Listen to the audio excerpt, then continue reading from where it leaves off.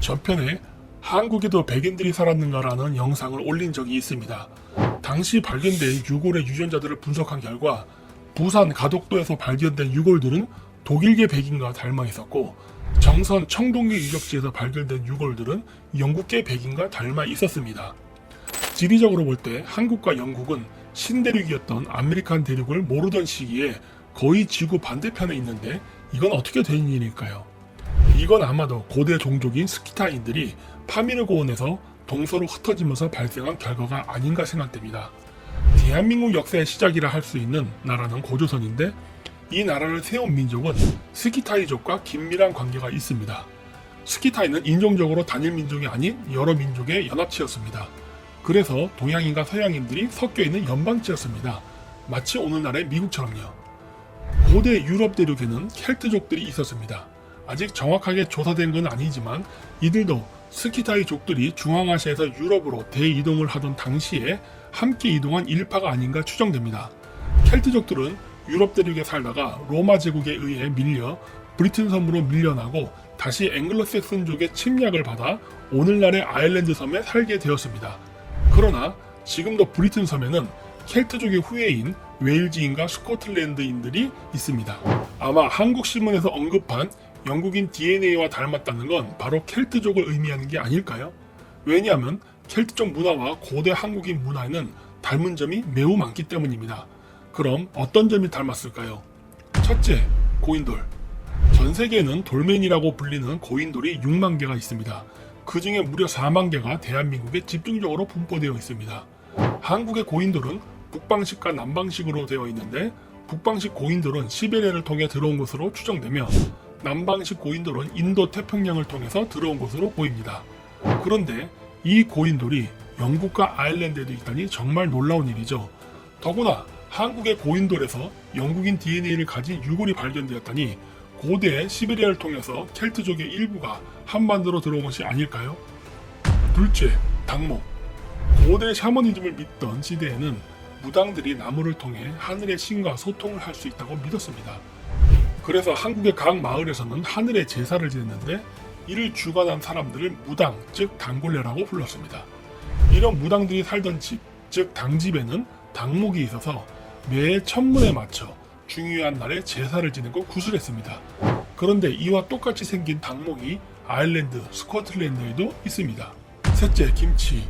아일랜드인들의 전통 음식 중에는 베이컨과 배추를 같이 먹는 게 있는데, 이는 한국인들이 삶은 돼지고기에 김치를 먹는 것과 비슷합니다. 참고로 오늘날의 김치는 모두 고춧가루를 넣은 붉은색 김치만 있는 줄 아는데, 원래 김치의 원형은 백김치입니다. 15세기 임진왜란 시기에 고춧가루가 일본을 경유해서 한국에 들어오면서 오늘날의 붉은색 김치가 탄생한 겁니다. 그래서 원래 김치는 백김치입니다. 지금도 백김치에 삶은 돼지고기를 먹습니다. 정말 비슷하지 않아요? 넷째, 역사. 로마 제국의 시저가 켈트족을 정복하던 당시 켈트족에는 4개의 주요 부족이 있었습니다. 카라누테스족, 비투리게스족, 아르베르니족, 아이두이족입니다.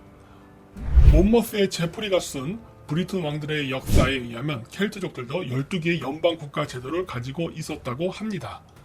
고인돌을 건설한 고조선인들은 원래 중앙아시아 지역에 살다가 만주와 중국 동부 지역에 국가를 건설했는데, 원래 고조선 이전에는 12황국이라 해서 12개의 연방국가의 일원이었다고 합니다. 다섯째, 전설.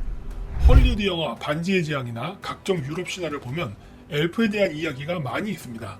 하얀색 피부에 오똑한 코, 하얀 머리카락을 하고 있으며 활을 잘 쏘고 산에 살면서 죽지 않는다는 사람들이죠. 그런데 이런 전설은 한국에도 똑같이 있습니다. 바로 12황국과 고조선을 통치했던 지도자들로, 이들은 보통의 인간과는 다르게 수백 년을 살았다고 합니다. 한당고기에 의하면 파미르 고원에 살았던 색족, 즉 스키타이인들은 4개의 종족으로 이루어졌었는데, 바로 백부인, 적부인, 황부인, 남부인입니다. 이 중 백부인의 외모는 피부가 희고 밝았으며 코가 높고 하얀 머리카락을 하고 있었다고 합니다. 그리고 중국 측의 기록들을 보면 고조선의 지배자들은 죽지 않고 영원히 살았다라는 기록들이 있습니다. 물론 사람의 수명이 영원할 리는 없겠지만 일부 과장된 부분을 제거하고 보더라도 고대 고조선의 종교 지배 계급의 외모는 흰색 피부에 높은 코, 하얀 머리카락을 했으며 산속에 살면서 거대한 고목 옆에 집을 짓고 살았습니다.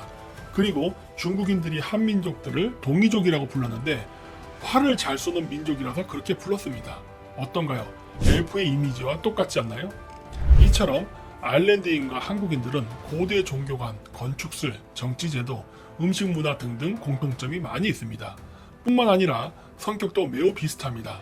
아일랜드인이나 스코틀랜드인, 웨일즈인들은 영국인들과는 다르게 한국인과 정서가 매우 비슷합니다. 이것은 말로 설명하기 매우 힘들어 영상으로 소개는 못합니다만 나중에 이들을 만날 기회가 있으면 한번 대화를 해보시기 바랍니다. 굉장히 비슷한 정서를 가지고 있다는 걸 느끼실 겁니다. 끝까지 시청해주셔서 대단히 감사합니다. 안녕히 계십시오.